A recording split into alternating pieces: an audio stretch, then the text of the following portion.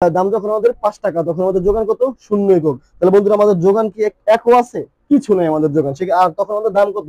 5 টাকা। তাহলে আমাদের বিন্দুটা কোথায় আসবে বন্ধুরা? এই যে আমাদের বিন্দু। সবসময় মনে রাখবা যে আমাদের দুইটা অক্ষ থাকে, একটা ভূমি অক্ষ, একটা লম্ব অক্ষ। তাহলে যদি ভূমি অক্ষটা 0 হয় তাহলে বিন্দুটা কোন দিকে যাবে? অবশ্যই লম্ব অক্ষে। আবার যদি কোনো ক্ষেত্রে লম্ব অক্ষটা 0 হয় তাহলে বিন্দুটা কোন দিকে যাবে? ভূমি অক্ষে। তবে যেহেতু আমাদের দামটা 5, আমাদের যোগানটা কি 0, সেক্ষেত্রে আমাদের অবশ্যই লম্ব অক্ষ বরাবর আমাদের বিন্দুটা হবে। এই জন্য আমাদের বিন্দুটা হলো কোথায়? এই যে 5 টাকা বরাবর। তারপর দেখো দাম যখন বৃদ্ধি পেয়ে 10 টাকা হলো, তখন যোগানটা হচ্ছে কত বন্ধুরা? 50 এর। তাহলে আমরা 10-এর সাথে 50 যোগ করে দিই।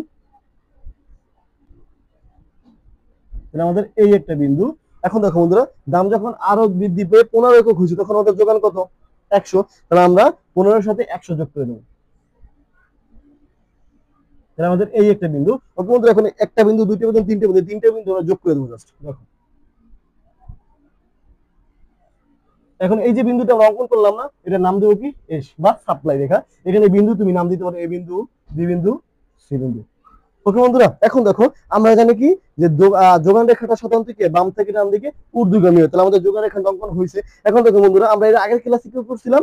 যে একটা কাল্পনিক যোগান রেখা অঙ্কন করছিলাম, যে আমাদের হাতে কিছুই ছিল না, জাস্ট আমরা একটা সূচি থেকে আমরা একটা সূচি তৈরি করছি কাল্পনিক ভাবে, সেখান থেকে একটা রেখা অঙ্কন করছি। কিন্তু এখন বন্ধুরা আমাদের হাতে কি ছিল? একটা অপেক্ষক ছিল। এই অপেক্ষক থেকে আমরা কি করছি? একটা যোগান রেখা অঙ্কন করছি। তাহলে আশা করি যে কোনো যদি তোমাদের অপেক্ষক থেকে যোগান রেখা অঙ্কন করতে বলতে পারে, সেক্ষেত্রে তোমরা সেই ম্যাথটা তোমরা সলভ করতে পারবা। তোমরা কি করবা? আগে যোগান অপেক্ষক থেকে তোমরা আগে দাম দাম ধরে তোমরা কি করবা? যোগানের পরিমাণটা বার করবা। দাম ধরে যোগানের পরিমাণটা বার করবা।